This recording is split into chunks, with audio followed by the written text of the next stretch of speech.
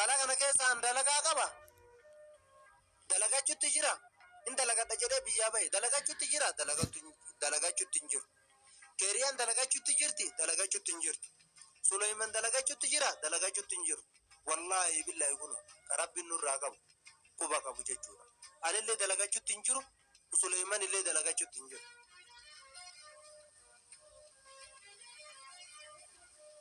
Dalagaa jechuudha. Hayyee dalagachuuf biyyaa bayaniin kun. In dalagadha jedhee biyya kiyyaa bahe malee magaalaa keessa ta'a jedhee namaan waliin loluuf biyyaan baane. Ka dalagaa hin qabne maaliif quuxa'ee magaalaa kana keessa taa'ame isinummaan yeroo yaaddanu dalagaa hin qabu maaltu na rakkisee magaalaa kana keessa taa'utti jira. Guyyaa takkaaf bilbilaan narratti dawwalaniitiin baga rabbiin rakkoo keessaa si baase naan hin jedhe. Baga rabbiin rakkoo keessaa si baasee miti baga rabbiin rakkoo sitti fideeyyuu naan hin jedhe. Kana jechuun immootu akkuma sumeyyaan jedhe san warri na duuka nyaate guutuun na nyaachuu barbaadaa jechuudha. Homaa miti garuu baga arge baga immootu isaan illee rakkoo keessaa bayanii anatti illee rakkoon dhufte guutuu guyyaa tokko ni dubbadhe. Keessaanii bayanii beeka. Rakkoon qabu. Lubbuun guyyaa rabbi jedhe malee hin baatu. Keeriyaallee yoo taate waa takka hin taatu. Ima baati guyyaa tokko inshaallah. Waan rabbi keessaa harka hin qabne ilmi namaa waa takka nama godhuu hin danda'u. Yookaan ni madeessanii yookaan akkuma duraanii siilillee itti godhanii yeroo muraasaaf miidhuu ni danda'an. Garuu mootu rabbiin nu jira. Rabbi anamma gaafa duraallee jechuudha isaan yookaan obboleeyyan kiyyaa miti. Asitti rabbi waliin nu fide namni namummaan isaa ka beekamu yoo ilma namaatiif rifate jedheetiin isaan cinaa dhaabbate. Malee biyyarra rakkannee wajjin dhufne asitti rabbiin riskii walitti nu dabale wal baranne wal agarre nama argitan tokko mootu yeroo inni rakkoo keessa jiru ni ulfaata. Osoo inni rakkoo keessa jiru jallisaniituma laalanii bira taru. Garuu mootu ani akka an yaade san namni biraa yaadutti jiru tokkollee. Akka an yaade san ilmi namaa tokkollee yaadutti jiru. Osoo yaadanii rakkoon kun hundi narra hin ga'u.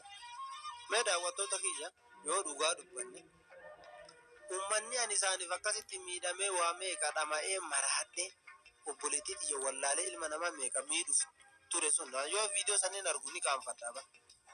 Anuma waan akkanaa dalage jedhe. Maa guyyama takkamee gaafaan akkasitti asitti illee qabamee gibbii arabaatitti illee taree gibbii arabaa keessallee bahee asiin hafuudhanii.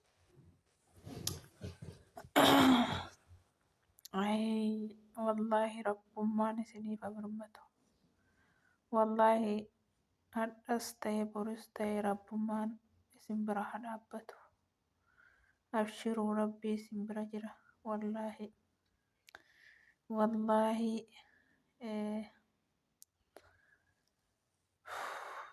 akkuma inni jedhu dhageessaniittu. Assalamu alaikum warahmatullahi wabarakatuh. Ashama harka fuunee warra amantaa biraas akkam jirtu. Hordoftootaa fi kabajamtoota koo jirra jirtu bakka jiraattanii bakkuma jirtan maratti rabbiin fayyaa nagaa sina godhu sinin jecha. Akkuma dhageessanu wallahi dhugaadha wanti kuni. Maaliif gaafa dura jalqabaa sababa nama bira dhaabbatee sababa namni maa rakkate sababa namni bakka miidhamtee obboleettii keenya obboleessa keenya jedhanii bira dhaabbate jechuudha Yuusuf kun. Gaafa inni gibbii arabaa keessatti utaalee qabamus jarri jechuudha. Faxirii akka kamitti soomana keessa jechuudha. Faxirii akka kamitti qopheeffatanii nyaatanii dhuganii isaaf dallaan sooma cabsee itti kofalanii maal jedhanii qiyaamaa buusanii Mucaan kun gaaf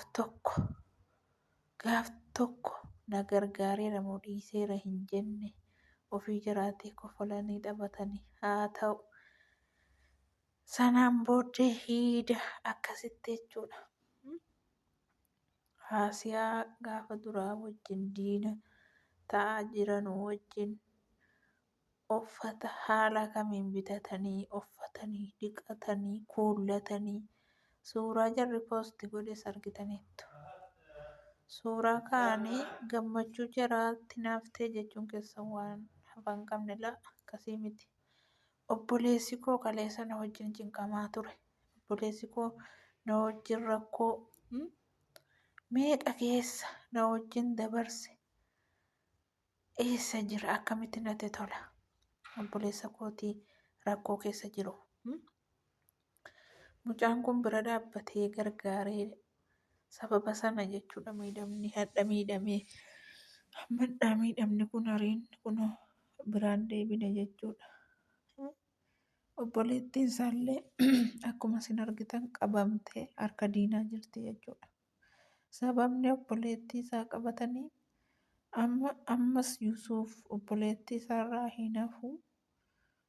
Obboleettii isaarraan immoo Yusuuf kana qabannaan bakka akka waan bakka miilaan deemee waliin barbaadu namni silkii isaan qabu minaamin ijoolleen namni meeqa jechuudha komantiidhaan maali ati gantuudha ati maali jedhee barreessinaan ani yooni ol bahee dubbadhe ittootti jabeessan jedheetanii jetti afaan guuttattee duraan argitaniittudha yaada viidiyoosii waraabdee gadi gallakkifte.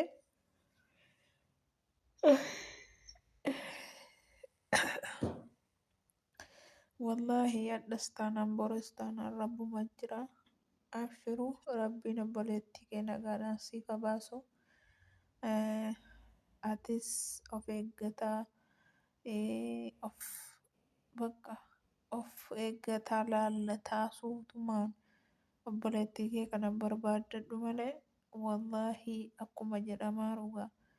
Warri si wajjin nyaatu hundinuu jechuudha maallaqarraa warra dalagu malee warra namummaarraa dalagu hin jiru jechaadha.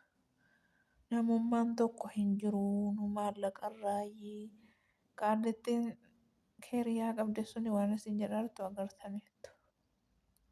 Yoo obboleettii koosii gara haadha tokko keessaa baane ani maallaqarraan dalaga malee namummaarraa hin dalagu jettee jirti jechuudha. Kanaaf obboleeyyan kiyyaa hundi keessanuu akka rabbiin obboleettii isaa kana baasee akka rabbiin nuti furmaatuma tokko kaa'ee fi biyyuma sana keessaa nagaan gara biyya ofii galanuutti du'aa godhaa fi wallaahi hedduu garaa nama nyaatu rabbummaan halaaffisuuf inshaallah bakkuma jirtan maratti du'aa godhaa fi isiniin jedhaa. Dalagachuutti jira inta lagata jedhee biyyaa bahe dalagachuutti jira dalagachuutti hin jiru. Keeriyaan dalagachuutti jirti dalagachuutti hin jiru. Suleyman dalagachuutti jira dalagachuutti hin jiru. Wallaahi billaahi kun rabbiin nurraa qabu quba qabu jechuudha. Anillee dalagachuutti hin jiru Suleyman illee dalagachuutti hin jiru. Dalagaa jechuudha. Ayyee dalagachuuf biyyaa bayaniin kan dalagadha jedhee biyya kiyyaa bahe malee magaalaa keessa taa'aa jire namaan waliin loluuf biyyaan ba'an. Ka dalagaa hin qabne maaliif fuuta'ee magaalaa kana keessa taa'ame isinummaan yeroo yaaddanu dalagaa hin qabu maaltu na rakkisee magaalaa kana keessa taa'utti jiru. Akkitti jiru natu beekama kanaaf.